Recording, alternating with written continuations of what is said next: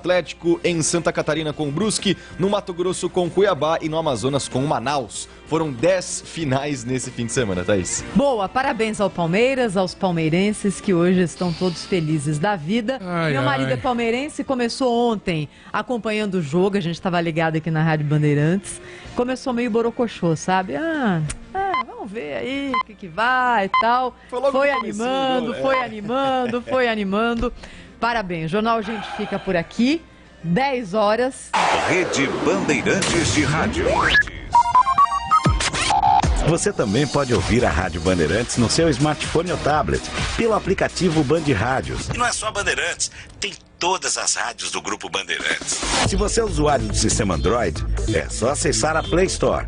Ou então, a Apple Store, se você tiver um iPhone ou iPad. Vai lá, o aplicativo é gratuito. Band Rádios, todas as rádios do Grupo Bandeirantes, em qualquer lugar do mundo, ao alcance da sua mão. Agora, notícias da hora com as notícias locais, nacionais e internacionais, direto da redação da Rádio Bandeirantes. Desde a última sexta-feira, dia 1º de abril, está em vigor a lei que pune o servidor que submeter vítimas ou testemunhas de crimes violentos a constrangimentos desnecessários. A lei prevê até 1 ano de cadeia, além de multa. Esta previsão consta na Lei de Violência Institucional, publicada no Diário Oficial da União. O texto da nova lei prevê punição ainda para revitimização, que é quando o agente público intimida a vítima ou testemunha de crime violento. Nesse caso, a pena poderá ser aplicada em dobro ao servidor. Pela nova legislação, comete o crime de violência institucional todo servidor que submeter qualquer vítima de infração ou testemunha de crimes violentos a procedimentos desnecessários, repetitivos ou invasivos, que levem a reviver, sem estrita necessidade, a situação de violência, ou outras situações potencialmente geradoras de sofrimento ou estigmatização. Durante a votação, no Dia Internacional da Mulher, a relatora Rose de Freitas, deputada do MDB, frisou que a legislação foi motivada pela repercussão no caso Mariana Ferrer, uma vítima de violência sexual em Santa Catarina, que foi humilhada pelo advogado do acusado durante uma audiência. Durante esse caso, não houve intervenção do juiz ou do promotor. Com essa lei, se o servidor não intervir diante de uma situação de intimidação feita por terceiros, como o advogado durante um julgamento, por exemplo, a lei pode ser acrescida de 2/3. Você ouviu Notícias da Hora, aqui na Rádio Bandeirantes. Você está ouvindo Rádio Bandeirantes Campinas, ZYK 569, em AM 1170, em FM faixa estendida 85,7 e também Rádio Bandeirantes Ribeirão Preto, ZYK 640, em AM 1270. Rádio Bandeirantes. Rádio Bandeirantes. Fechada com você. Fechada com a verdade. Na minha opinião, a reforma agora na Rádio Bandeirantes, Bastidores do Poder.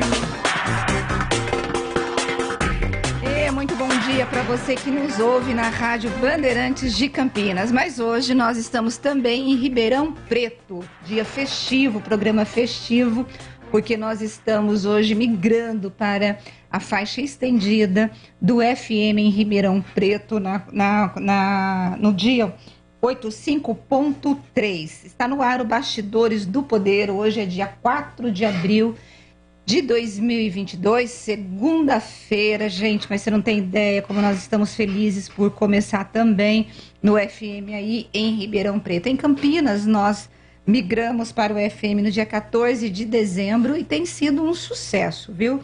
Bastidores do Poder é uma produção do Departamento de Jornalismo da Band+.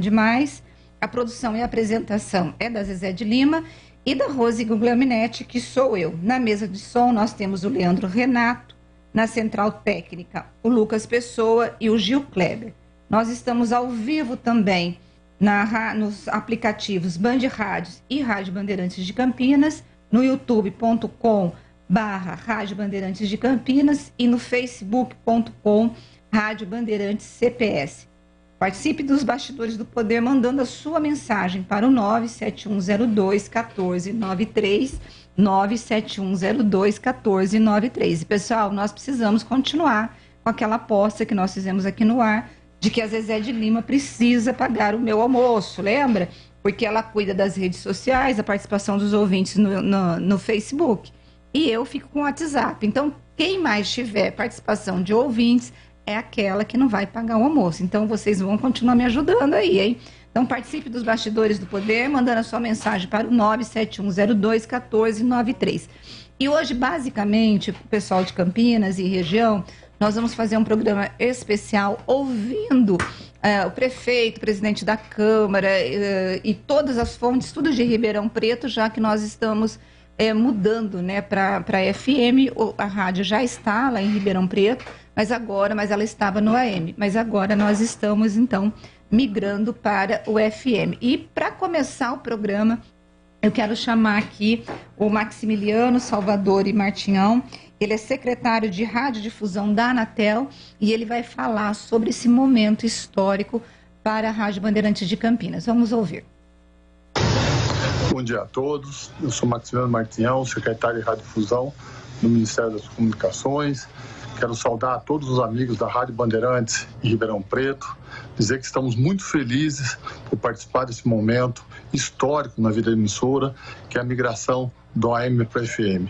Aqui no Ministério das Comunicações, na gestão do ministro Fábio Faria, temos enviado todos os esforços para que as emissoras possam migrar do AM para a FM. Isso significa o rádio de maior qualidade, o rádio sem chiado. Queremos fazer todas as migrações ao longo de 2022. Hoje celebramos a migração da Rádio Bandeirantes em Ribeirão Preto, mas faremos isso para todas as emissoras do Brasil ao longo desse ano. Isso vai assegurar maior qualidade, diversidade de informação para o rádio. O rádio que nesse ano completa 100 anos de existência no Brasil. 100 anos de levar prestação de serviços, entretenimento, informação à população gratuitamente. Então, aqui no Ministério das Comunicações, na gestão do ministro Fábio, na minha gestão, estamos envidando todos os esforços para que isso ocorra. Saudação a todos, saudação ao diretor Rodrigo Neves e parabéns a todos da Rádio Bandeirantes. Um abraço a vocês. Bom, gente, e vou chamá-la, né? A dona Zezé de Lima, que ela mora em Campinas, mas ela tem um pé em Ribeirão Preto, um pé em Santo Antônio da Alegria.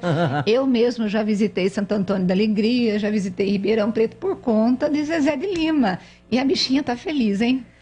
Olha, eu tô. Bom dia. Eu tô feliz. Bom dia, Rose. Bom dia a todos os ouvintes. Ei, pessoal, tudo bem?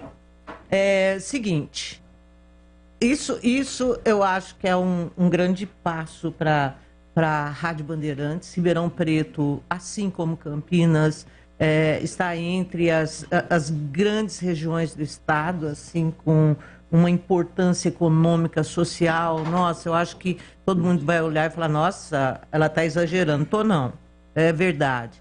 São regiões extremamente importantes para o estado e para o Brasil. Mas quem está aqui para falar conosco também sobre isso é o prefeito de Ribeirão Preto. Não, ele vai entrar 10h10, 11h10. Ah, é? É. Então, mas tá bom. Dois minutinhos. Mas daqui a pouco a gente fala com o prefeito de Ribeirão Preto, Duarte Nogueira, tucano, gente. Deve ter passado um desespero na semana passada com essa história do Dória igual a gente. Bom, mas Ribeirão Preto, eu acho que é bom a gente falar um pouquinho, né? Às vezes é da cidade. Mais de 700 mil habitantes, 32 cidades integram a região metropolitana de São Paulo. Presente Santo Antônio da Alegria nesse bolo. Né? Região metropolitana de Ribeirão Preto. Eu não sei, eu acho que talvez seja de Santo Antônio da Alegria. Região metropolitana de Santo Antônio da Alegria, que inclui Ribeirão Preto. Tô brincando, gente. Claro. Ribeirão tem Ribeirão Santo Antônio 7 mil aí.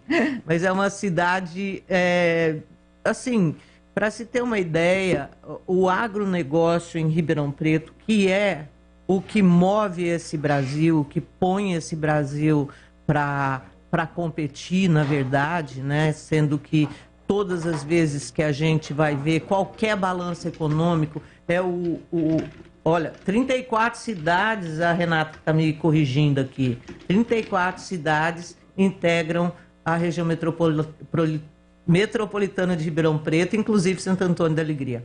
Bom, o agronegócio no Brasil é o que segurou, por exemplo, durante todo esse tempo de pandemia, né? E a gente não ter tido um PIB menor do que a gente teve em alguns momentos, foi o agronegócio. É a cana-de-açúcar lá, Zezé? Muita usina, cana-de-açúcar, muita produção de etanol, mas você tem várias cidades, como eu disse ali, então uma região, você pega Altinópolis, é uma região cafeeira, você pega Santo Antônio da Alegria, é uma região leiteira, então são assim, muitas, é muito diversificado, mas o agronegócio, ele pega bastante essa região toda. E eu acho que agora sim a gente pode chamar o prefeito Ribeirão. Podemos chamar? Prefeito Ribeirão, Duarte Nogueira, muito bom dia para o senhor e muito bem-vindo aqui na Rádio Bandeirantes de Ribeirão Preto e de Campinas. Vamos estar fazendo parceria aí, boa. Bom dia, Zezé. Bom dia, Rose. Bom dia a todos os ouvintes e internautas da Rádio Bandeirantes, Ribeirão Preto e Campinas. Sejam muito bem-vindas para a nossa programação local e regional. E a gente sempre torce quando os veículos de imprensa ampliam seus horizontes de comunicação, em especial aqueles que discutem os temas locais e regionais, porque é um interesse mais direto da população, em especial nesse momento, da região metropolitana de Ribeirão Preto, que envolve 1.800.000 pessoas nos temas locais e regionais. Então, sejam muito bem-vindas. Prefeito, eu estava aqui dizendo que eu não sei se é região metropolitana de Ribeirão Preto ou região metropolitana de Santo Antônio da Alegria, que inclui Ribeirão Preto. O prefeito, é porque ela nasceu em Santo Antônio da Alegria, viu? Depende da relativização. Você pode considerar que Ribeirão Preto está presente na região metropolitana de Santo Antônio da Alegria e deixar a Zezé mais contente. Bom, eu estava falando do agronegócio, mas Ribeirão Preto é um dos grandes centros de medicina do país, enfim. Prefeito, a gente tem vivido anos muito difíceis. Né? Primeiro em função da pandemia, depois agora em função dessa guerra que tem nos colocado aí numa berlinda em termos de mercado, como é que isso abalou a região de Ribeirão Preto, se é que teve algum impacto. E aí eu falo principalmente por causa do agronegócio, já que um dos grandes temores aí é em relação a fertilizante, que é um item importantíssimo para a economia daí. Bom, vamos por partes. Desde o início da pandemia, em março de 2020, quando nós tivemos os primeiros casos e, na sequência, os decretos de calamidade pública, a paralisação de algumas atividades que envolvem a presença mais intensa de pessoas, em especial a parte de comércio e serviços que foram mais atingidas, o setor da indústria da construção, a indústria em geral e a questão do agronegócio, ela não teve paralisações porque não houve a necessidade de lockout, de restrições mais intensas nessas atividades, porque tem menos contato humano. Então, elas seguiram normalmente.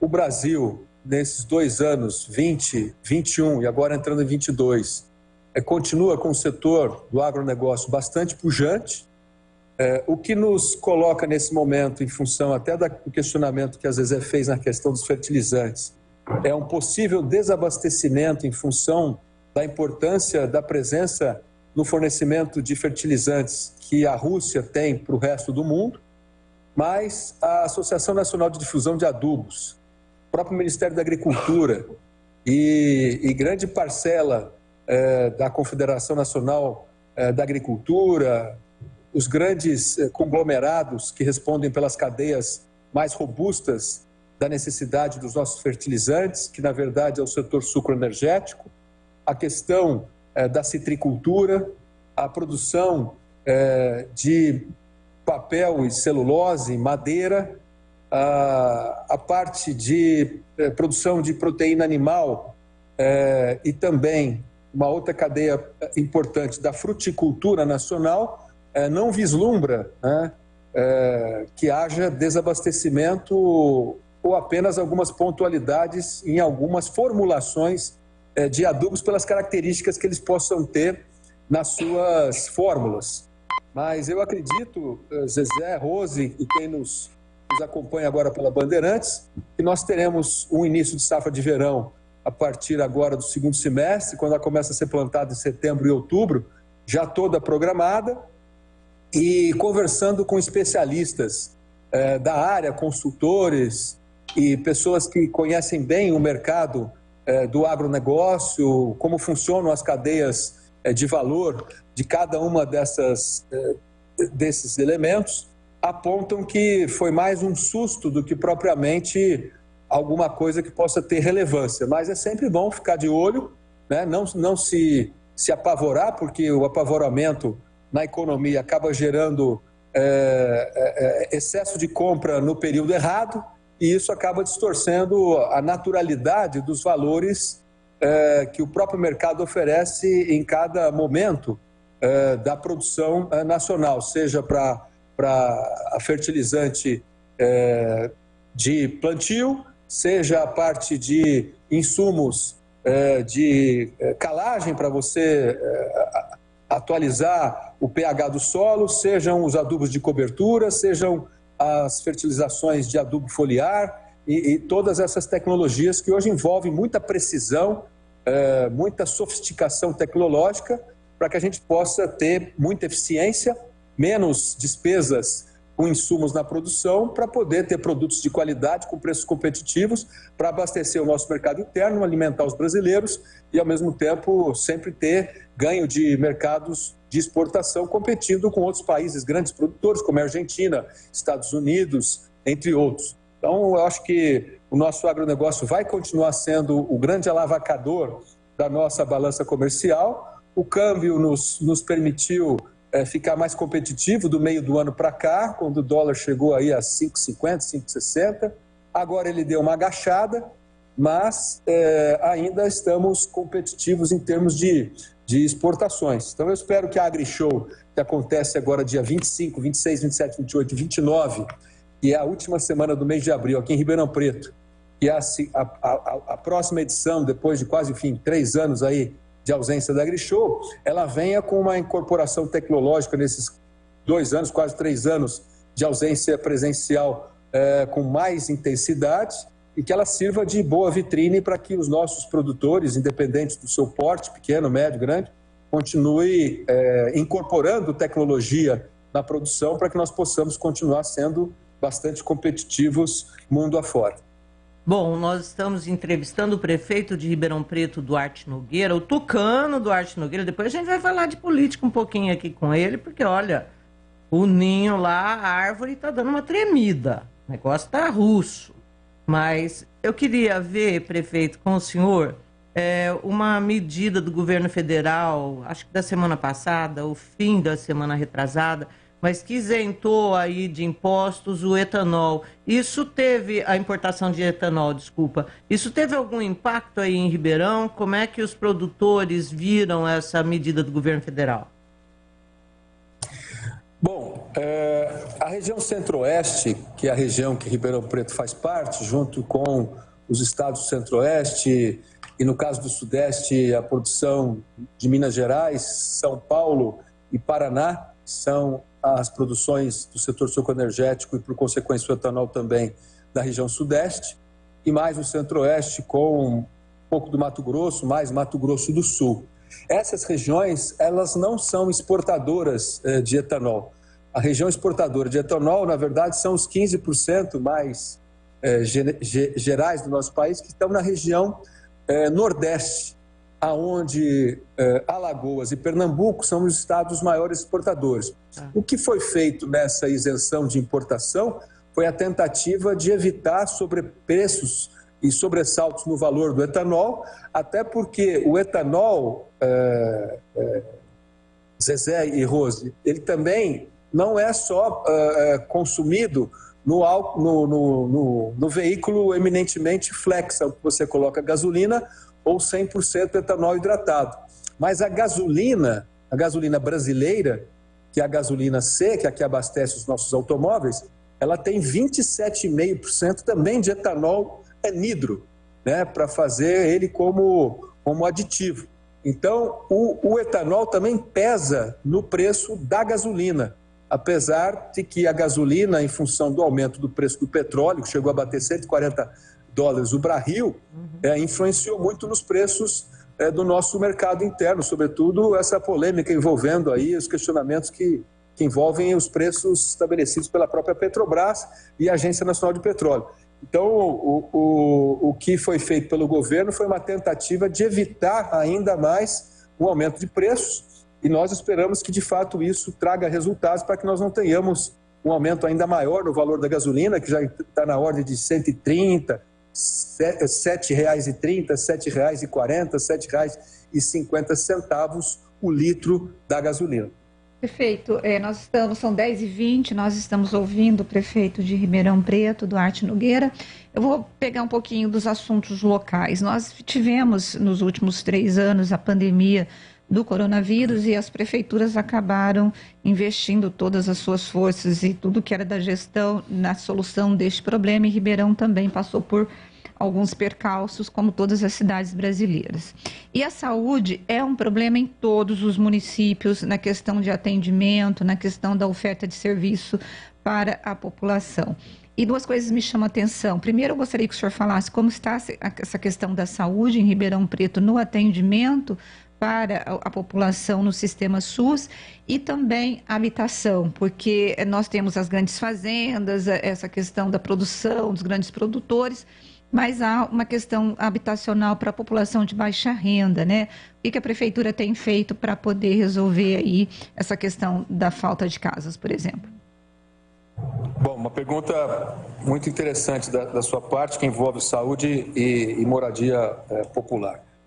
Começando com a saúde, nós entramos no 3º ano da pandemia, estamos em abril de 22, a pandemia começou a sua primeira aparição foi em dezembro de 2019 na China, na província de Wuhan. De lá para cá, eu acredito que a China tenha sido bastante negligente do ponto de vista do fornecimento de informações, subestimou o contágio da doença, a sua letalidade, os seus graus de severidade.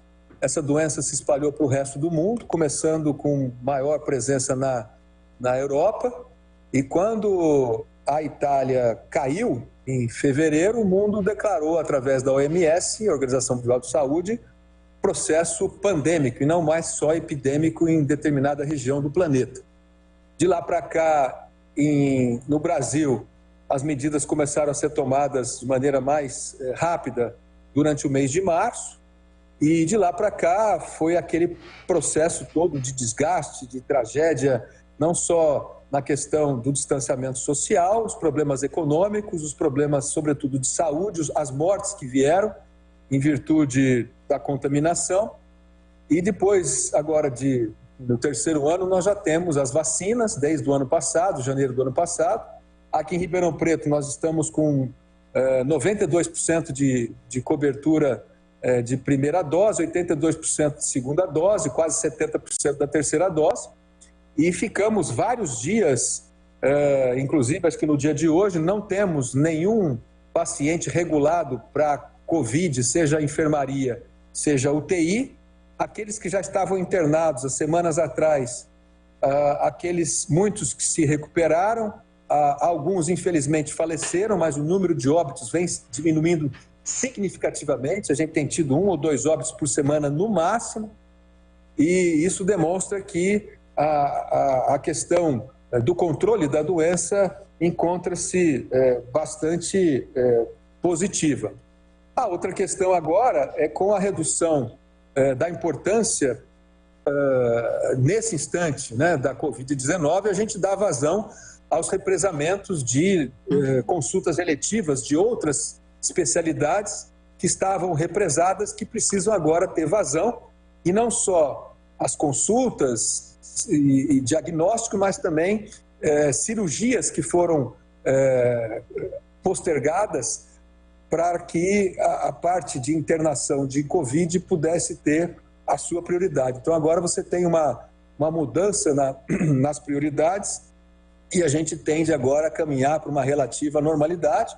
Nós estamos investindo num novo AME, um ambulatório médico de especialidades, vai ficar pronto agora no final do ano, com 25 especialidades diferentes. Isso vai nos permitir, junto com o governo do estado, atender uma vazão de por volta de 200 mil exames por mês, 4.200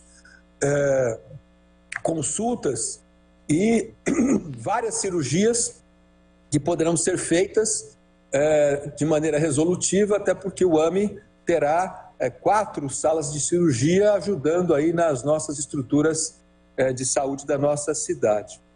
Quanto à outra pergunta que você fez sobre moradia, no nosso primeiro mandato, nós entregamos aqui mais de 20 mil unidades habitacionais, entregamos o maior conjunto habitacional do Brasil, com 6.991 unidades habitacionais, que foi o Pacaembu, Vida Nova Ribeirão, para a faixa 1,5 do programa Minha Casa Minha Vida.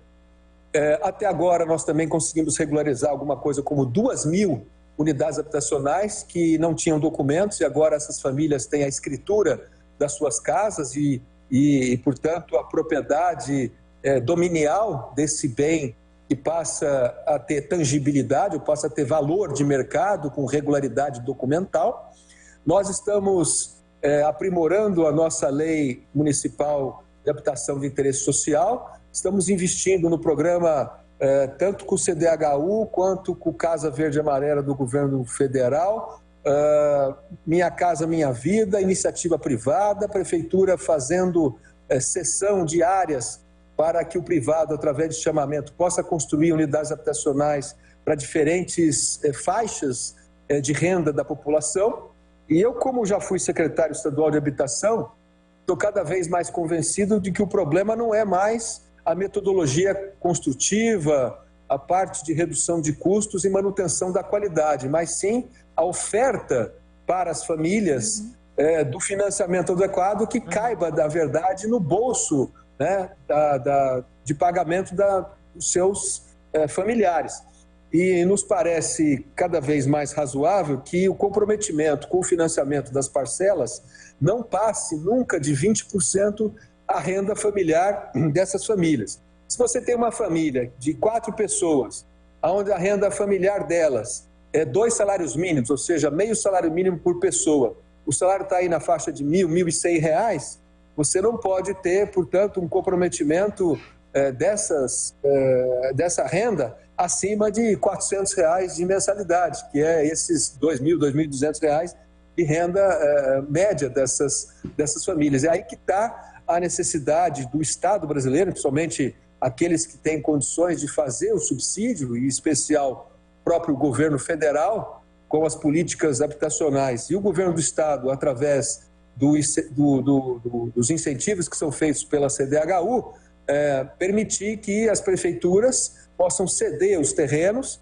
com isso baratear o valor dessas mensalidades, porque isso vai impactar num valor menor do valor dessas casas ou desses apartamentos, e com isso a gente atender a população que mais precisa e que hoje não tem moradia, não porque elas não estejam à disposição para serem financiadas, mas porque, infelizmente, essas moradias, dependendo de cada modelo, não cabem no bolso dessas famílias. Prefeito, bom, última pergunta para a gente poder liberá-lo.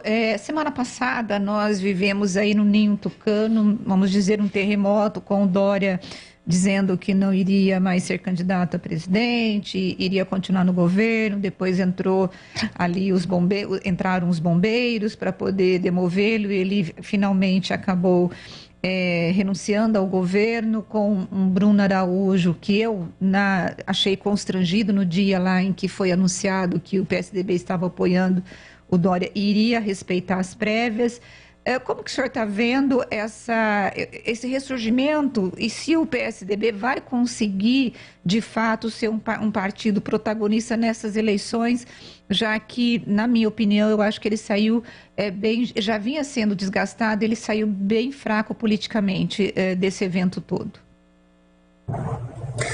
Bom, Rose, o PSDB é o único partido do Brasil que fez prévias para poder escolher em pré-escolha o seu candidato à presidência da República.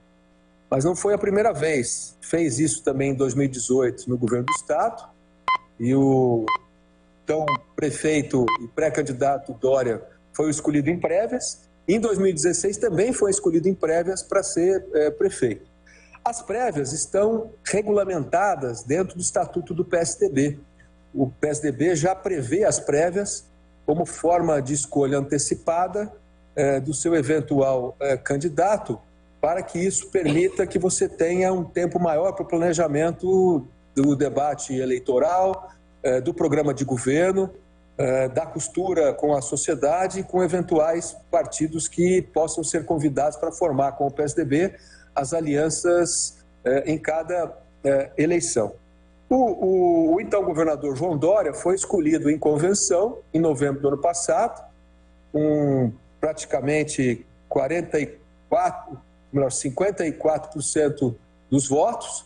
O governador Eduardo Leite teve 45% dos votos e o então ex-prefeito, ex-senador Arthur Vigílio, 1,5% dos votos. E ele ficou escolhido como candidato. Ficou definido que ele deixaria o governo do Estado no dia 31 de março, para que ele pudesse fazer a sua pré-campanha a partir agora do mês de janeiro, e assumiria no seu lugar o vice-governador Rodrigo Garcia, que de fato assumiu a partir do dia 1º, para tocar o Estado e também se organizar, se preparar para ser candidato a governador do Estado em reeleição. E foi isso que aconteceu. O que houve de quarta para quinta-feira foi uma manifestação do governador João Dória para um grupo mais restrito, de que ele poderia voltar na sua decisão e não ser novamente, não renunciar ao mandato e ficar no governo do Estado. Isso criou um constrangimento, uma preocupação grande, porque tudo isso já havia sido definido, assim como definido foi também a sua escolha como candidato a presidente por prévias. E depois desse movimento que ficou um pouco isolado, até porque ele era bastante diminuto, acabou resultando numa redecisão, se de fato ele havia decidido por não renunciar. Ele renunciou, fez a transição do cargo e agora é ex-governador, preparando a sua campanha como pré-candidato à presidência da República. É natural que nesses processos decisórios, que envolvem assuntos tão importantes como o destino do Estado de São Paulo e a própria discussão da presidência da República, aonde você tem hoje uma polarização muito intensa entre o PT entre o Lula e o Bolsonaro, a terceira via acaba sendo uma questão bastante questionada, até porque há uma ansiedade por parte de uns 45% da população que não quer nem o Bolsonaro nem o Lula, mas que quer que uma terceira via possa se apresentar de uma maneira vigorosa, de uma maneira com perspectiva de poder, com viabilidade eleitoral, que até agora não aconteceu. Então eu sou um defensor do diálogo, um defensor do bom senso.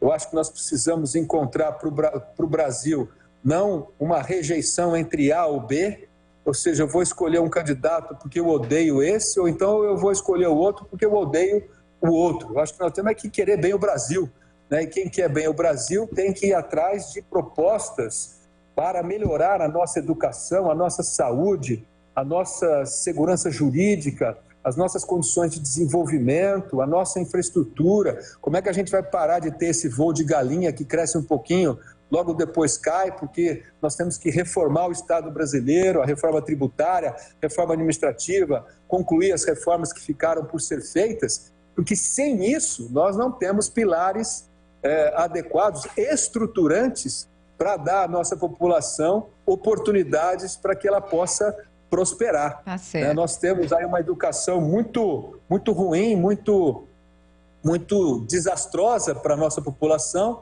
o que ocasiona uma baixíssima produtividade da mão de obra brasileira. E é essa que é uma das grandes causas da nossa incapacidade de crescer mais. E crescer, desenvolvimento, não é só o crescimento econômico, mas é a mobilidade social das pessoas poderem ascender nas suas faixas sociais e terem melhores condições de vida para si próprio e para a sua própria família. Prefeito, eu quero agradecer a tua presença aqui no Bastidores do Poder e comemorar e celebrar com a cidade agora que nós estamos em FM, né? E vamos estar juntinhos, logo nós teremos Bastidores do Poder também aí em Ribeirão e estaremos mais próximas de vocês aí da cidade. Muito obrigada, viu, prefeito? Um abraço a você, Rose, Zezé, e a todos que nos acompanharam aqui pela Band nesses instantes da nossa entrevista na manhã dessa segunda-feira. Uma boa semana para todos. Obrigada, prefeito. Obrigada. Bom, gente, nós iremos para o intervalo. Você não vai sair daí. Como eu abri o programa hoje, nós estamos num programa especial, porque nós estamos indo para Ribeirão hoje. Já estamos em Ribeirão com FM. Até daqui a pouco. Não saia daí.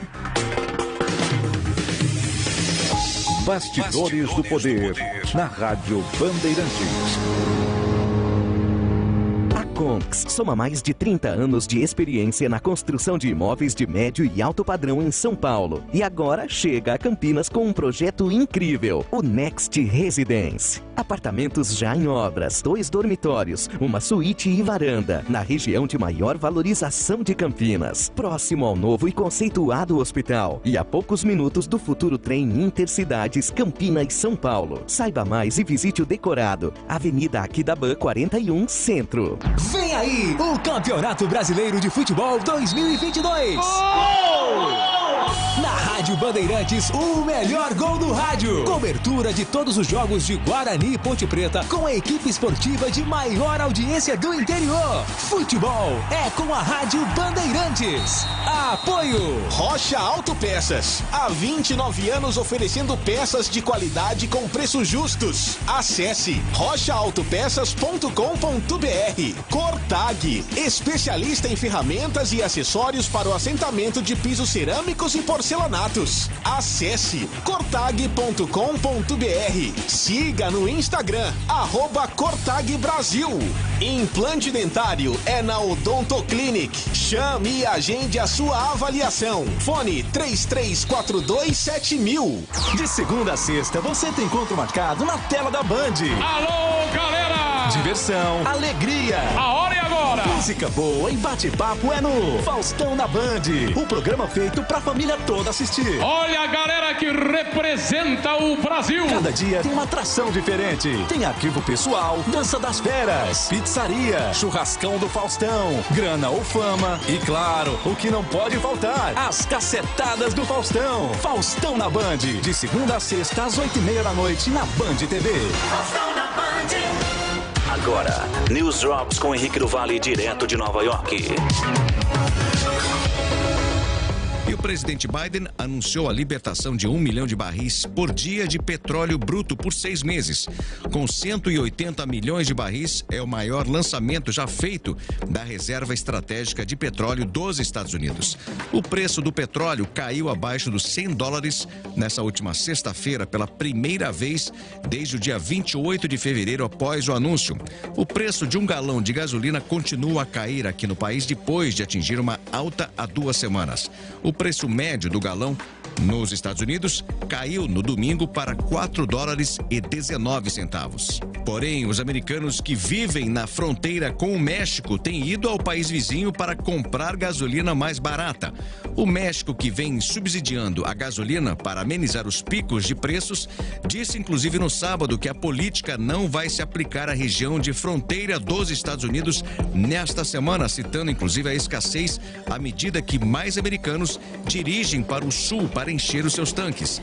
A suspensão do subsídio, que vai do dia 2 a 8 de abril, abrange grandes cidades nos estados fronteiriços, incluindo Tijuana, uma das passagens de fronteira mais movimentadas do mundo. O Ministério das Finanças do México disse em um comunicado que havia escassez de gasolina na área devido a um desequilíbrio entre oferta e demanda. E um acionista da Disney está se manifestando contra o envolvimento da empresa na política da Flórida ao se opor ativamente ao projeto de lei Direitos dos Pais na Educação, liderado pelos republicanos e defendido pelo governador republicano Ron DeSantis. Ray Keating, economista e editor do DisneyBizJournal.com, disse que quando as empresas mergulham na política, raramente acaba bem. Sob pressão de ativistas LGBTQ e funcionários progressistas, alguns dos quais deixaram o emprego em protesto, o CEO da Disney acabou criticando a legislação da Flórida, interrompendo todas as doações políticas na Flórida e se desculpando com os funcionários. A Disney disse essa semana que vai trabalhar para revogar a legislação na Flórida porque se dedica a defender os direitos e a segurança da comunidade LGBTQ. O CEO da Disney, em um comunicado, diz que o objetivo como empresa é que essa lei seja revogada pelo legislativo ou derrubada nos tribunais e vão continuar, inclusive, comprometidos em apoiar as organizações nacionais e estaduais que trabalham para conseguir isso. Você ouviu News Drops aqui na Rádio Bandeirantes. Rádio Bandeirantes. Fechada com você. Fechada com a verdade. Você está ouvindo Bastidores do Poder, na Rádio Bandeirantes. Ei, pessoal, nós estamos de volta com o Bastidores do Poder num programa festivo hoje, porque afinal de contas a gente está chegando em Ribeirão Preto em FM. É a faixa estendida, 85.3. Né? E continuamos também operando em AM 1270 kHz. Mas a partir de hoje, todos os nossos ouvintes também têm a opção da FM estendida 85.3. E quem a gente vai receber agora aqui para falar um pouco de quais são as questões importantes que vêm sendo tratadas em Ribeirão Preto em termos de legislação, de mudanças aí que a cidade precisa, é o presidente da Câmara de Ribeirão Preto, Alessandro Maraca. Alessandro, do MDB. Alessandro, muito bom dia para você. Bom dia, agradeço o espaço, para mim é um prazer participar num dia especial, né? A Rádio Bandeirantes chegando mais forte ainda aqui na cidade. Ribeirão Preto é uma cidade pujante e que precisa desses canais de comunicação, precisa continuar se comunicando bem e é uma forma muito salutar receber vocês aqui. Então, muito obrigado, Rose e Zezé. Vai ser sempre um prazer a gente ter essa conexão juntos. Falaremos bastante, viu, presidente? Bastante mesmo, acerca dessa locomotiva aí, junto com Campinas, do interior de São Paulo. Presidente, o que a gente começou o ano legislativo aí faz pouco tempo, mas o que é necessário, o que tem aí já esperando para ser votado para dar impulso para a cidade de Ribeirão Preto? Quais são as questões, na opinião do senhor, mais importantes? E as divergências também? Existem divergências, principalmente que nós estamos num ano político eleitoral, e eu acho que é natural que essas divergências ocorram. O parlamento aqui em Ribeirão Preto ele é diverso, ele é plural, ele é formado por 13 partidos, né? Então, dessa forma, nós temos pensamentos divergentes, mas uma coisa converge, né? Desde a 17ª legislatura, nós estamos na 18ª, a gente vem tratando de algumas questões estruturais da Câmara e também de transparência que tem dado certo. Por exemplo, a Ribeirão Preto avançou muito, a Câmara Municipal de Ribeirão Preto, ela avançou muito na questão de transparência junto ao ENCLA, que é o Instituto do Ministério Público, que aponta as cidades mais transparentes nos seus legislativos. Então, esse foi um grande avanço. Uma outra coisa que foi importante é que nós temos conseguido avançar em questões de economia, estamos diminuindo o valor do duodécimo, com isso sobram mais recursos para que sejam investidos na cidade. Mas nós não podemos deixar de falar na produção legislativa, que eu acho que é o mais importante, né? Ter um legislativo forte que realmente esteja produzindo e trazendo de uma forma ou de outra saídas para que nós tenhamos uma cidade mais sustentável, uma cidade que gere mais emprego, uma cidade mais acolhedora e global. Ribeirão Preto, há muito tempo, ficou sem o seu plano diretor. E no ano de 2018, nós tivemos a aprovação desse plano diretor, com uma promessa de que as leis complementares ao plano diretor seriam aprovadas até o ano de 2020. Isso não aconteceu. A prefeitura não mandou esse projeto de lei para cá, né, das leis complementares. E agora essas leis estão chegando. Então, por exemplo, esse ano a Câmara Municipal já recebeu a Lei de Uso e Ocupação do Solo, que é uma lei das mais importantes das leis complementares. É a lei que vai dizer para onde a cidade vai crescer, como ela vai crescer, com quais características ela deve crescer também. Nós recebemos também a Lei de Mobilidade Urbana, né, que é uma outra lei que já chega na Câmara causando alguma polêmica, porque ela prevê, para um futuro, até um futuro distante, mas ela prevê a criação de um pedágio urbano, e isso foi rechaçado pela população. A Câmara já agiu rápido, nós já apresentamos emendas, tem uma emenda, inclusive, de minha autoria, né, para que não haja colocação de pedágios urbanos em Ribeirão Preto, não se discuta isso, pelo menos até as revisões desse projeto de lei. Código de Obras também está na casa, então, quer dizer, são leis complementares importantes que a gente deve votar numa sequência agora esse ano. Agora, olha, é muita coisa e são projetos... Bom dia, presidente, é Rose falando. E são projetos estruturantes e que definem aí não só o presente, mas o futuro da cidade. Em relação ao plano diretor e essas leis complementares, qual que Ribeirão está indo para onde? Ele está se industrializando? Porque eu sei que é uma cidade que tem um forte setor de agronegócio, né? O que vocês estão prevendo para os próximos 10 anos aí de Ribeirão, ou a prefeitura, quais são os planos da prefeitura? Pois primeiro que eu acho que Ribeirão Preto continua forte na questão do agro, né? Nós precisamos valorizar, até porque durante o período pandêmico nós soubemos o quanto o agro foi importante, mas nós precisamos diversificar. Ribeirão Preto também é muito forte no setor de prestação de serviços. Nós temos aqui em Ribeirão Preto universidades importantes, além de um campus da USP muito grande e que tem uma produção científica muito grande. Essas outras universidades dão suporte.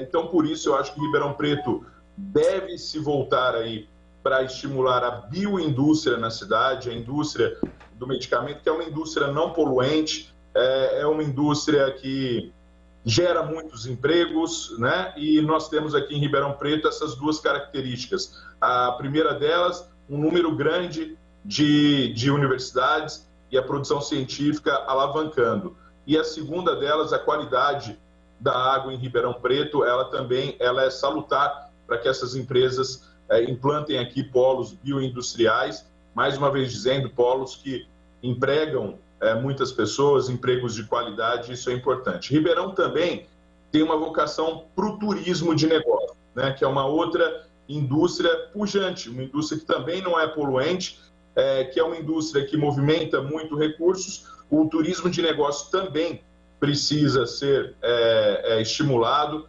Ribeirão Preto recentemente, ele cria, junto com a Secretaria de Cultura, que é a Secretaria de Turismo, e também a Secretaria de Inovação, justamente para buscar investimentos para que nós possamos avançar no campo do turismo também, principalmente com o turismo de negócios. Mas eu acho que mesmo o turismo de negócios é um ponto em que a administração, e eu digo as autoridades estão focadas, mas Ribeirão também... AgriShow é um turismo de negócio, mas tem uma vocação também para o jovem, né? Tem o João Rock aí, e que todo mundo fala disso, né? Pois é, nós temos eventos que acontecem em Ribeirão Preto, né? O João Rock é um evento que volta a acontecer esse ano, depois da pandemia, ele não estava acontecendo. Nós temos o Ribeirão Rodeio Music, temos outros eventos, Grande Monta, na cidade que são tradicionais, né? Há muito tempo nós tínhamos o Carnabeirão aqui, então, quer dizer, Ribeirão Preto sempre recebeu bem as pessoas. Então, essa área do turismo, ela é muito forte, como vocês disseram, a AgriShow está já batendo a nossa porta aqui, é a volta, a aguardada volta da AgriShow também, então, acredito que depois desses 2 anos de pandemia, esses 2 anos de dificuldades, nós precisamos estimular, mais uma vez, tratar o turismo como uma indústria mesmo, porque o turismo ele fomenta riqueza, ele fomenta negócios. Recentemente, Ribeirão Preto teve o seu aeroporto privatizado, né? Então, existe agora uma expectativa de investimento no aeroporto.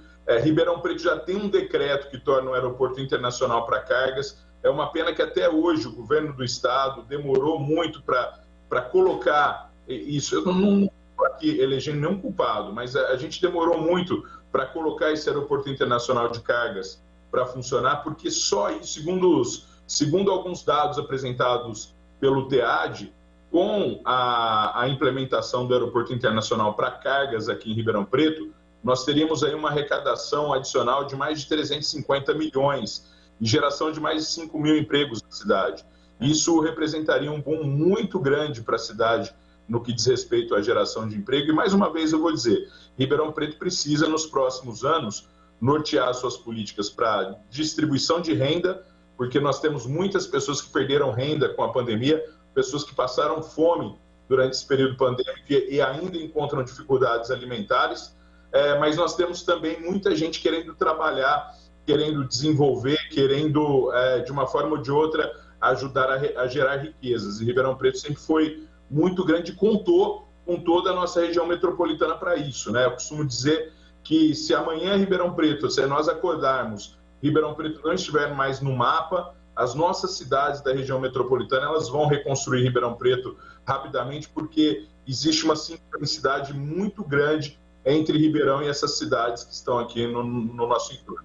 Bom, nós estamos entrevistando o presidente da Câmara dos Vereadores de Ribeirão Preto, o Alessandro Maraca. Eu fiquei bastante interessada nesse plano de mobilidade. Eu acho que essa é uma questão de todas as grandes cidades.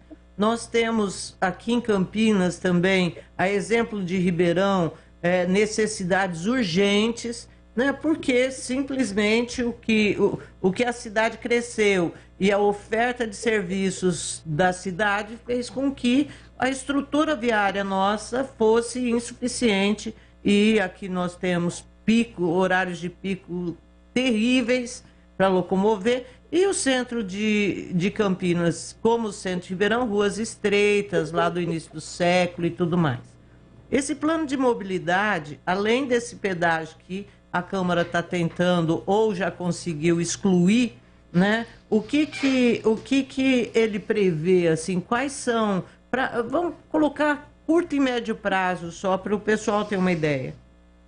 Bom, a curto prazo, o término dos corredores de ônibus, né? Nós temos na cidade várias obras que estão acontecendo, algumas dessas obras estão paradas também pela justificativa de estarmos vivendo esse período pandêmico, muito de desacerto administrativo nas planilhas orçamentárias dessas obras aconteceram. Então, quer dizer, algumas empresas abandonaram as obras, né? E elas estão sendo retomadas aos poucos, mas a cidade ainda é um grande campo de obra, justamente com relação às obras de mobilidade urbana.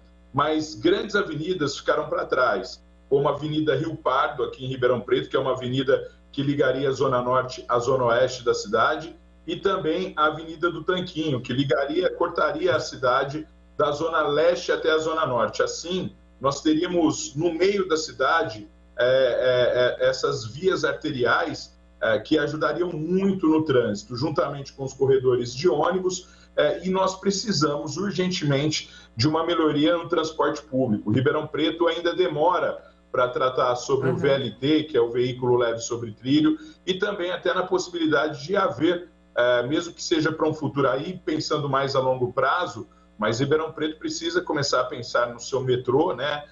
Nós temos outros modais aqui de transporte, e só dá para a gente pensar em melhorar o trânsito no centro ou fazer alguma restrição nos locais mais próximos ao centro, a partir do momento que a gente garantir para a população um transporte público de qualidade. Isso, infelizmente, ainda não é possível em Ribeirão Preto, porque nós não temos esse transporte. Faltam melhores ônibus, faltam uma melhor estrutura. Por exemplo, a gente tem muito pouco abrigo de ônibus, a gente tem muito lugar que as pessoas ainda esperam, aguardam ônibus em pontos, em paradas que não tem sequer abrigos, né? Ainda falta informação no sistema público de transporte coletivo. Então, quando a gente melhorar essa qualidade, eu tenho certeza que as coisas vão andando. Então, eu acho que o motivo desse plano de mobilidade urbana, sem dúvida nenhuma, é o transporte público aqui na cidade. Agora, se bem que não dá para ignorar o fato de que Ribeirão Preto é uma das cidades do estado de São Paulo que mais tem veículos por habitantes, né? Carros por habitantes. O número de carros aqui ainda é muito grande. Como eu disse para vocês, infelizmente, ainda não existe um propósito, não existe um estímulo para que as pessoas deixem os seus veículos, os seus carros em casa e comecem a usar mais o transporte coletivo. O transporte em Ribeirão, ele é concessionado, presidente? E tem uma outra possibilidade? Tem um prazo para vencimento dessa concessão? Tem um prazo, é uma concessão que foi bastante discutida na época do seu nascimento, né? E até hoje existem ações na justiça justamente para saber se todas as contrapartidas foram concretizadas, se não foram. Inclusive, a empresa que opera, ela alega ter um prejuízo grande, porque o número de passageiros dia que foi ofertado na época, ele não foi atingido depois. No período da pandemia, ele foi reduzido mais drasticamente ainda. Houve um repasse para esse consórcio. Não existe nenhum subsídio, né, ainda hoje criado. A passagem não é uma passagem barata. E hoje, mais uma vez dizendo, eu não acho que o transporte coletivo ele é atrativo. As pessoas não usam porque não é um transporte atrativo. Cada vez mais o transporte coletivo vem perdendo público. Primeiro, num primeiro momento, para os aplicativos, né? Nós tivemos essa questão dos aplicativos vindo e tirando a boa parte das pessoas que usavam transporte coletivo. Hoje também a gente tem uma facilidade na compra de veículos, principalmente de motocicletas. Então, algumas pessoas que sempre utilizaram o transporte coletivo, hoje partiram para comprar uma motocicleta e deixaram de usar o transporte coletivo. Mas eu ainda acho que o maior pecado está na qualidade do transporte coletivo em Ribeirão. Quando isso melhorar, consecutivamente, eu acho que as pessoas vão usar mais ônibus aqui. Bom, presidente, a gente volta a se falar logo, mas a gente vai tratar de um outro tema que eu achei muito importante que o senhor abordou, que é a questão da transparência no uso dos recursos públicos pelas câmaras municipais. Eu gostei dessa história de redução do Odécimo. A gente prega a mesma coisa aqui em Campinas, não conseguimos nada ainda, mas esperemos que depois de conversar com o senhor, os nossos vereadores aqui se toquem disso. Mas, por hoje, eu quero agradecer muito a participação do senhor aqui no Bastidores do Poder e dizer que os microfones da Rádio Bandeirantes, que a gente está operando hoje em cadeia, Ribeirão Preto e Campinas, vão estar sempre abertos para o senhor. A gente respeita todos os poderes aí constituídos da nossa democracia. Muito bom dia para o senhor e muito obrigado. Muito bom dia para vocês. Mais uma vez, muito obrigado pelo espaço. Espero mesmo voltar a falar com vocês. Para a gente é muito importante, uma alegria muito grande saber que vamos chegar mais longe, que vamos poder ter aí essa conexão entre essas duas cidades tão importantes do estado de São Paulo e duas regiões maravilhosas, né? Então, muito obrigado mais uma vez à Rádio Bandeirantes e a vocês por essa oportunidade. Obrigada, bom dia. Zezé, e antes da gente ir para o intervalo, eu preciso falar aqui para o pessoal de Campinas que, para evitar a Avenida Aquidabã, porque ela foi interditada por conta de um acidente e está uma lentidão lá na Avenida Aquidabã. Então, evite esse espaço, né? Se você puder achar uma outra rota de fuga do trânsito, faça isso. Uma outra informação, o ex-vereador Roberto Mingoni morreu nesta madrugada, vítima de um câncer. Ele foi vereador, deixa eu pegar aqui, eu escrevi a matéria, ele foi vereador entre os anos de 93 e 96, de 97 e 2000, e ele tentou vagas na Assembleia Legislativa, na Câmara Federal, ele não conseguiu. O Mingoni, que foi um empresário aqui de Campinas, era dono da Cerâmica Mingoni, e fez parte de uma Câmara que era uma Câmara, assim, que tinha Rafu, Tadeu Marcos, o Menassi, mas era meio folclórica também. E uma das coisas que eu me lembro do Mingoni foi quando ele tirou o sapato, ele estava no plenário, no meio de uma sessão, ele arrancou o sapato e jogou o sapato no Tadeu Marcos, que estava discursando. Então, assim, era esse naipe de vereadores. Era muito folclórica a Câmara de Campinas. E uma outra notícia também, a gente já vai para o intervalo, é que o presidente da Câmara, o Zé Carlos, durante a sessão da manhã desta segunda-feira, ele anunciou que o câncer voltou. Ele teve um câncer há um tempo atrás, ele tratou e agora ele começou a perceber algumas questões, voltou ao médico e o câncer voltou. Ele está com esperança, ele vai retomar o tratamento, está com esperança de que seja controlado novamente, né? Mas é uma notícia aí para os nossos ouvintes e, gente, mas não tinha gente, mas tem alta chance de remissão do câncer aí do Zé Carlos. Então é isso. Você evite aqui da Ban e nós vamos para o intervalo e voltamos daqui a pouquinho. Não saia daí. Bastidores do Poder. Na Rádio Bandeirantes. Rocha Autopeças é confiança em primeiro lugar. Rocha Autopeças, preço baixo de verdade, pode comparar. Rocha Autopeças tem de tudo pra sua revisão. Pra facilitar a sua vida, são várias lojas à disposição. Peças nacionais e importadas com a qualidade que o seu carro merece. Visite www.rochaautopeças.com.br.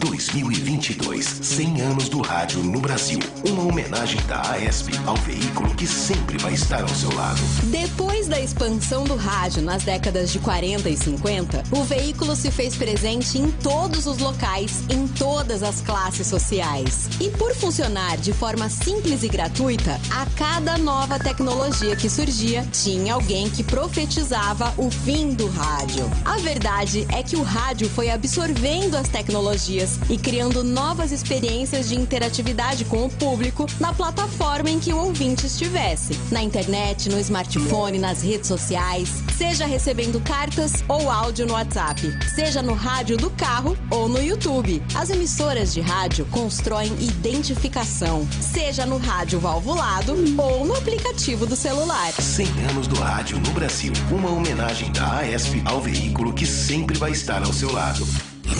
Não importa se o tema é leve, polêmico, divertido ou incrível. O que realmente importa é que você seja sempre o primeiro a saber. Bandemulti.com. Todo o conteúdo do Grupo Bandeirantes em um só clique. Notícias atualizadas de 4 grandes regiões do estado, a qualquer hora. Entretenimento, esporte, utilidade pública. A informação que você precisa. Acesse bandemulti.com. Saiba sempre mais. Agora, News Drops com Henrique do Vale, direto de Nova York.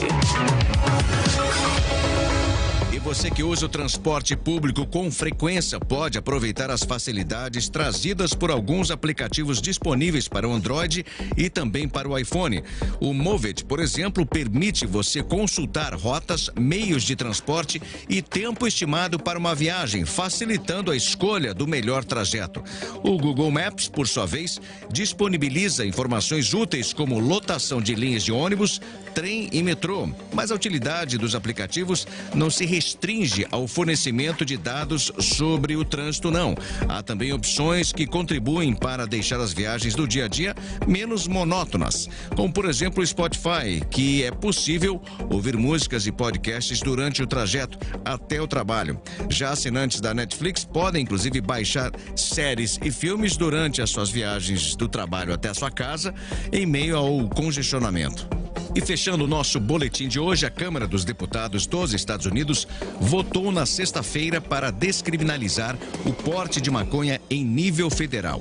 A Câmara ouviu uma série de emendas propostas para o projeto de lei, incluindo medidas para rastrear e prevenir a condução prejudicada sob a influência da maconha, bem como exclusões para a aplicação da lei se reestruturar em torno da substância descriminalizada.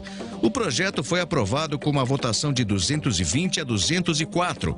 De acordo com os Centros de Controle de Prevenção de Doenças, o CDC, a maconha é a droga ilegal federal mais comumente usada aqui nos Estados Unidos. A agência disse que 48,2 milhões de pessoas, ou cerca de 18% dos americanos, usaram pelo menos uma vez em 2019. Na semana passada, o estado de Massachusetts anunciou que pela primeira vez a receita tributária da cannabis naquele estado excedeu a receita tributária das vendas de álcool. No meio do ano fiscal de 2021 e 2022, Massachusetts arrecadou 74 milhões de dólares em impostos sobre o consumo de cannabis, em comparação com 51 milhões de dólares em impostos sobre consumo de álcool. Isso não inclui impostos sobre vendas. A cannabis está sujeita ao imposto especial de consumo de 10,75% em Massachusetts. Você ouviu News Drops aqui na Rádio Bandeirantes. Rádio Bandeirantes. Fechada com você. Fechada com a verdade. Você está ouvindo Bastidores do Poder na Rádio Bandeirantes.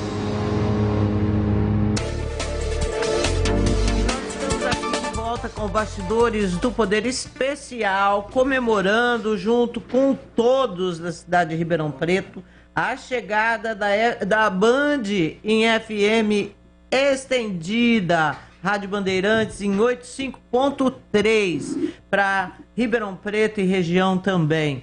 A gente continua operando em AM 1270 e esse programa aqui está sendo transmitido também aqui para os nossos queridos ouvintes campineiros, que a gente gosta tanto também.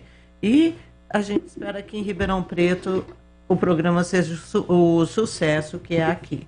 Então, lá 85.3, aqui 85.7 e vamos que vamos. Olha, Zezé, enquanto a gente espera o nosso próximo convidado desse programa especial, né, eu quero ler aqui a participação do Charles Mato, que é do nosso ouvinte, porque quando sempre tem reclamação, a gente também dá. Mas ele diz assim, aquele momento que te dá esperança no Brasil. No último sábado, eu fui até a UPA do Padre Anchieta buscar meu tio Zé, que teve alta após 2 dias de internado.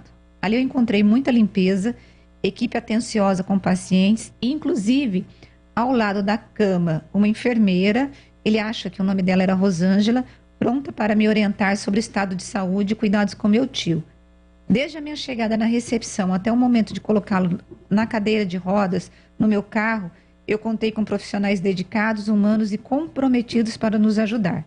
Portanto, eu deixo aqui meus parabéns e gratidão a toda a equipe daquela UPA e sem nenhum partidarismo, menção aos gestores da saúde em Campinas, na figura do prefeito Dário Saad, como um incentivo para que todas as unidades públicas de saúde de Campinas possam proporcionar este nível de atendimento. É possível. Olha, tudo isso que a gente crê, né? É esse contato, essa humanização, ela é fundamental e ela, assim, traz a confiança que a gente precisa nessas horas em que a gente está completamente vulnerável, que é quando um parente da gente está doente. É horrível isso, sabe? Quando você chega e encontra um ambiente inóspito, sujo, pessoas te tratando mal. Nossa Senhora, gente do céu. Você acaba sendo agressivo também. É incrível. Eu acho que a saúde fala muito de humanização, né?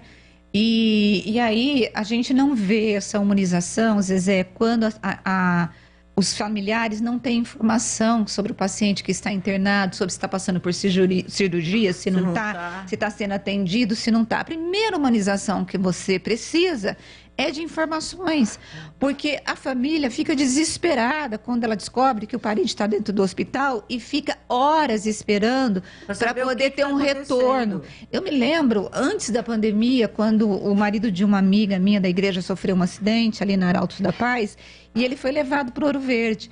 E ele foi internado, levado pela ambulância à 1h da tarde.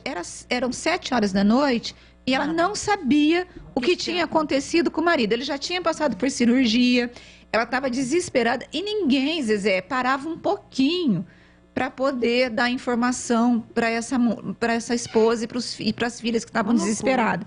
E na época eu até conversei com o prefeito, era o Jonas na época. Eu falei, gente, que humanização é essa que vocês falam tanto, se não tem a primeira coisa que é informar o paciente, né? E nós já estamos, Zezé, acho que com um convidado na linha, né, no Skype. Estamos, meninos? StreamYard. Zezé, você quer apresentar o Evandro, nosso entrevistado de agora? Ok. Olha, a gente vai falar então com o Evandro Grilli. Ele é do escritório Salomão e Matos, de Ribeirão Preto, um dos escritórios de direito mais importantes do Brasil. E ele tem acompanhado de perto a questão do julgamento no Supremo, iniciado na semana passada, de ações. São 7 ações que tratam de questões ambientais, assim, que foram levadas ao Supremo por partidos e que 6 delas ficaram na mão da ministra Carmen Lúcia. Mas ele vai explicar melhor isso para a gente, porque, afinal de contas, ele está aqui conosco. Evandro, muito bom dia para você. Bom dia, Zezé. Bom dia aos ouvintes da Rádio Bandeirantes. Prazer enorme estar falando com vocês. Vocês me ouvem bem? Posso continuar aqui? Pode continuar, a gente ouve muito bem. Então, sou eu e a Rose Guglielminetti. Não tente, apesar do seu background italiano, não tente repetir esse Guglielminetti que todo mundo dança. Bom dia, Evandro. Bom dia, aproveito para saudar a Rose também. É um prazer enorme falar com vocês e espero poder ajudar a compreender o que está acontecendo desde a semana passada no Supremo Tribunal Federal, né? Como a Zezé já trouxe na introdução da fala dela, é muito conhecido, né? E aqui eu não estou fazendo julgamento político do governo, mas é conhecido que o governo tem uma ação e uma postura com as questões ambientais que tem causado alguma irritação aí no sistema ambiental brasileiro, né? Isso não é novidade para ninguém. E, baseado nas suas convicções de governo, tomou uma série de medidas que acabaram resultando em vários questionamentos dessas inúmeras medidas por diversos partidos políticos, por organizações não governamentais e pela própria Procuradoria-Geral da República.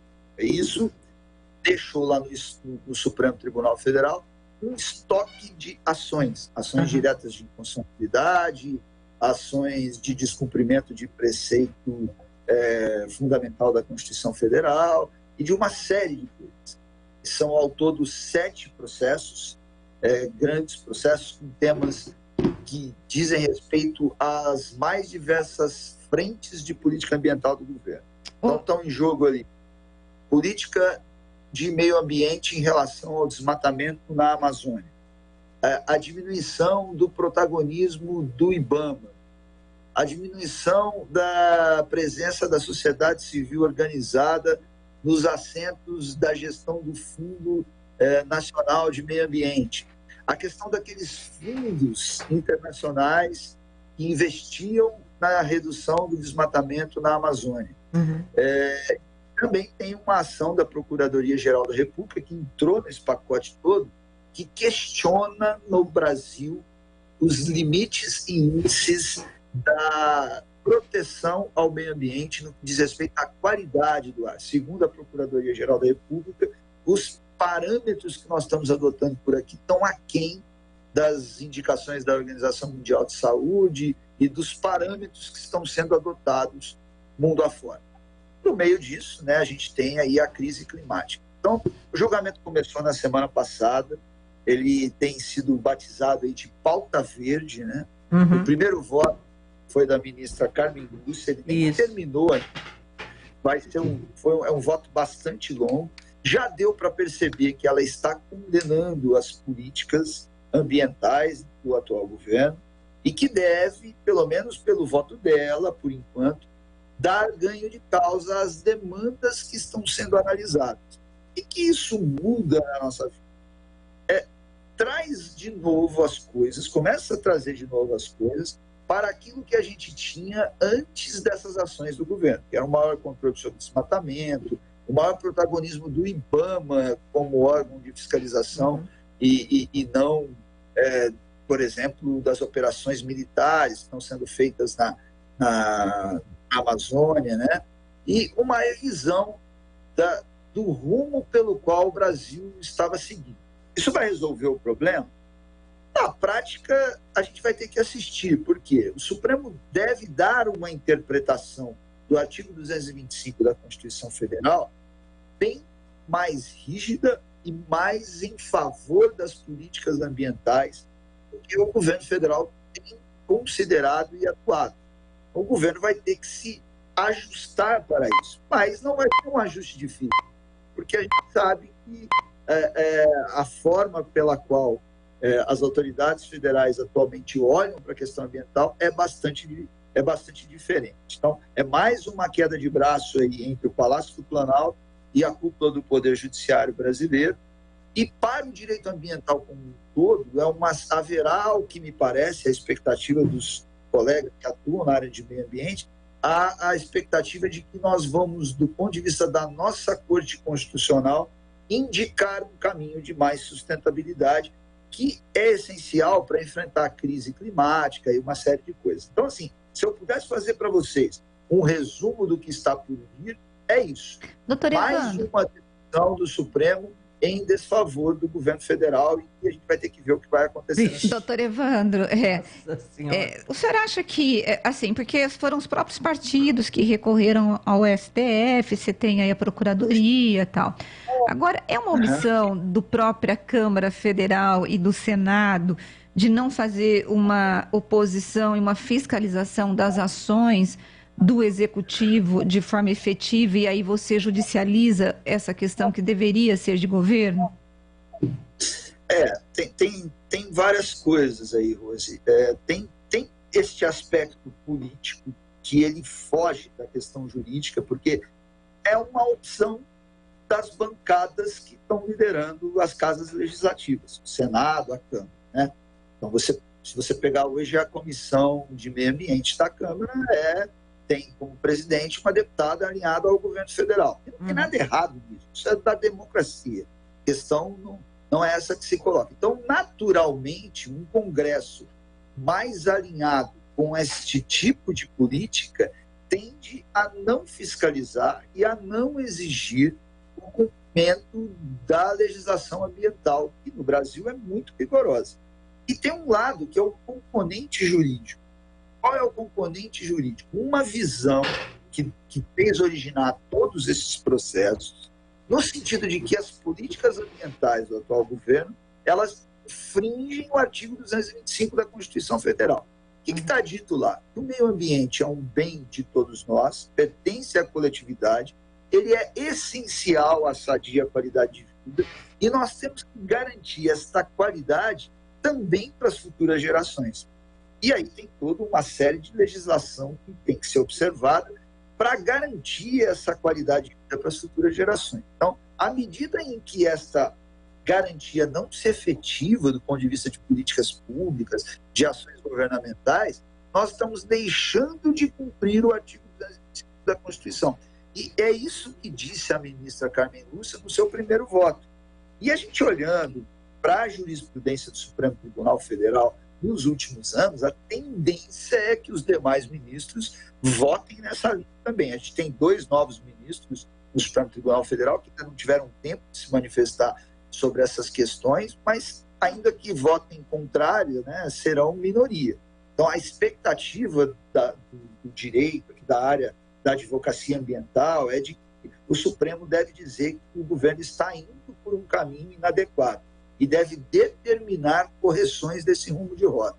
O Congresso só faz política e não tem feito política ambiental. Isso é muito ruim, né? Porque se a gente observar, né, desde 2019, nós perdemos bilhões e bilhões de dólares que eram investidos por diversos países na Amazônia para fins de preservação. Um dinheiro que deixa de circular, um dinheiro que, de uma certa forma, impactava a economia local, né? Ajudava na conservação da floresta, que é muito importante para combater a crise climática, que é evidente pela qual nós estamos passando. Eu não sei se eu consigo te responder com muita profundidade, mas o aspecto político ali é muito volátil, né? Depende de para onde está soprando o vento, né?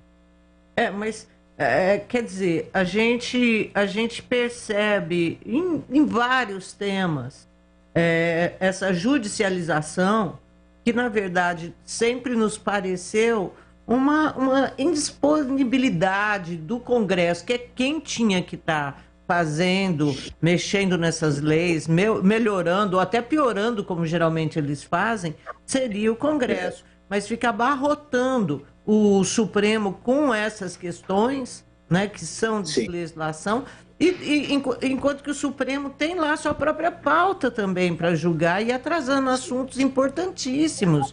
Sei que você está da área tributária também, principalmente na área tributária, que travam o país, né? E não sai decisão. Exatamente. A gente assistiu isso cotidianamente na pandemia, né? O Supremo Tribunal Federal foi chamado quase toda semana para discutir os mais diversos pontos, né? De uso de máscara à vacinação, né? Quer dizer, você coloca o poder judiciário quase que dizendo para o executivo como ele tem que agir. E realmente, pautas importantíssimas que estão lá paradas há décadas continuam paradas. Você citou a questão tributária, né? Uma série de demandas ali que precisam ser decididas num país que tem uma das maiores cargas tributárias do planeta, né? Que atravanca o desenvolvimento da atividade econômica, onera os custos de todos nós, consumidores, porque no final da conta o imposto vai para o preço do produto que a gente pega na prateleira e leva para o caixa, né? Então quem paga essa conta é o cidadão brasileiro. E essa má gestão, essa visão diferente atrasa o país. Uma coisa que é muito clara, assim, as leis ambientais já estão aí há algumas décadas, né?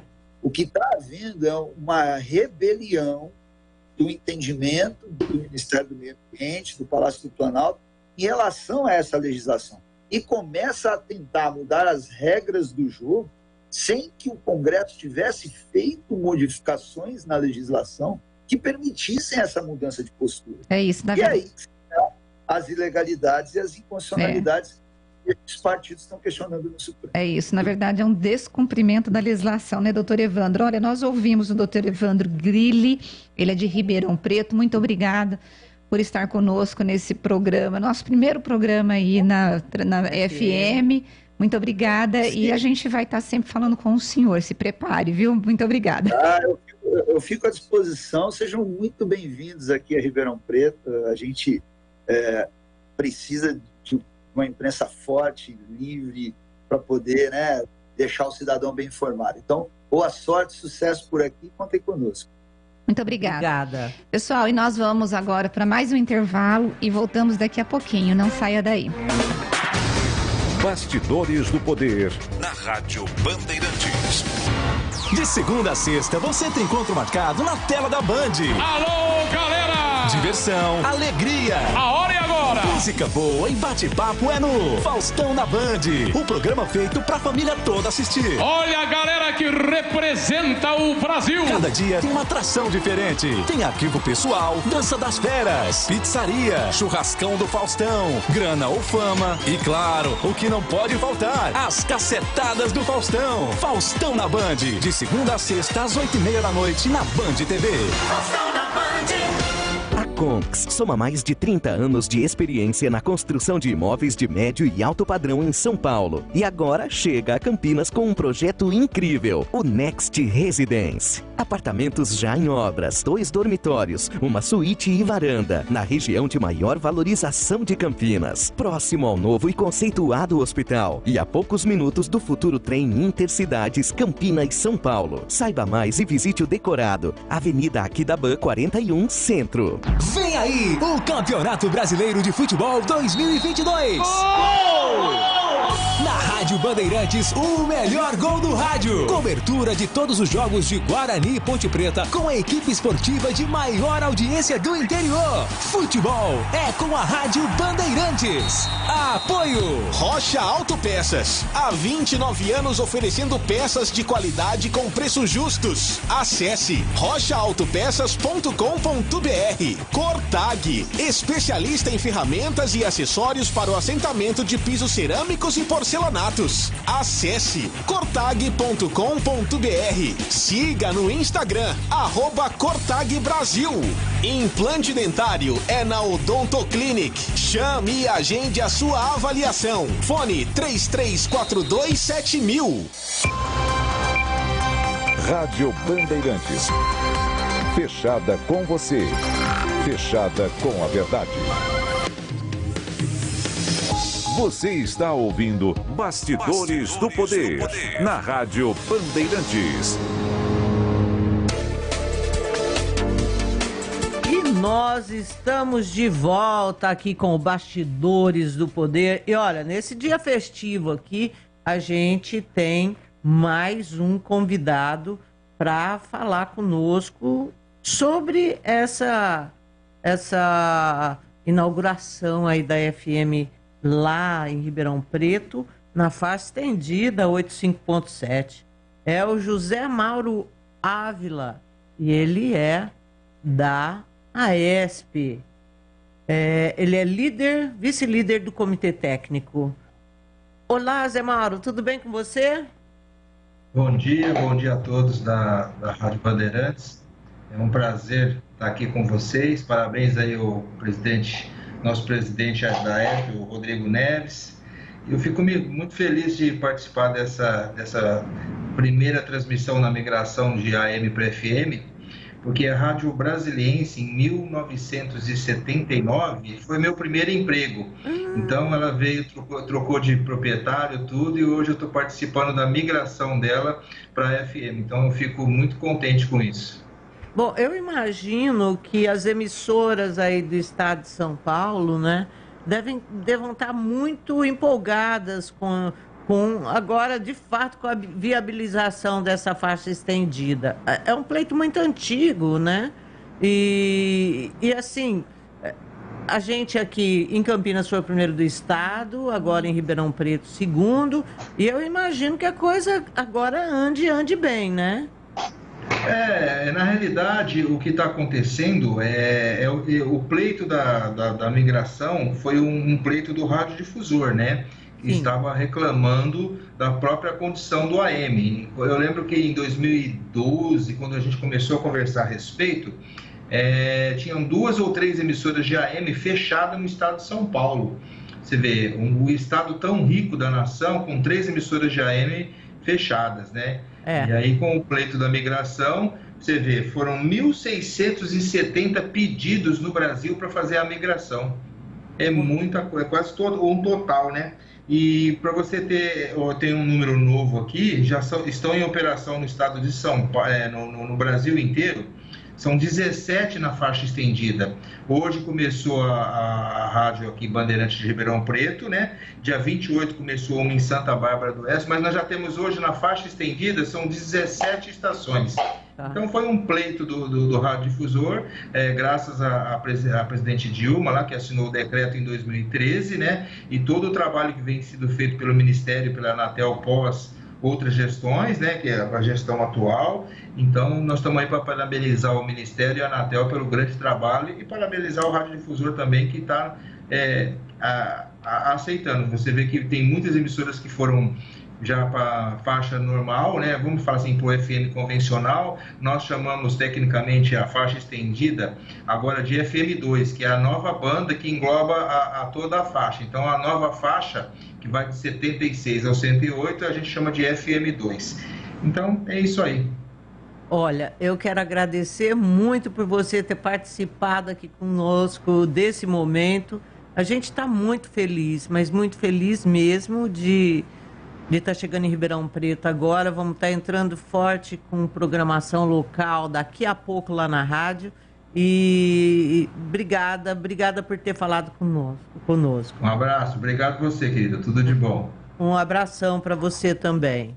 Bom, gente, e nós vamos chegando aqui ao fim do nosso programa festivo, comemorando a chegada da Rádio Bandeirantes em FM, lá em Ribeirão Preto. Por favor, 85.3, mas quem quiser o velho e bom radinho lá na M, pode ficar em 1270. E a gente promete novidades daqui a pouco para Ribeirão Preto, programação local nossa aí em Ribeirão. É isso, gente. Só aguarda só mais um pouquinho que logo, logo nós estaremos juntinhos com vocês aí. Gente, vamos embora e amanhã nós voltamos com mais Bastidores do Poder. Beijo pra vocês, gente. Tchau, tchau. Tchau, pessoal.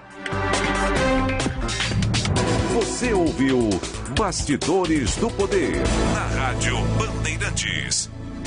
Você está ouvindo Rádio Bandeirantes Campinas, ZYK 569, em AM 1170, em FM faixa estendida 85,7 e também Rádio Bandeirantes Ribeirão Preto, ZYK 640, em AM 1270, Rádio Bandeirantes. Olá, ouvinte da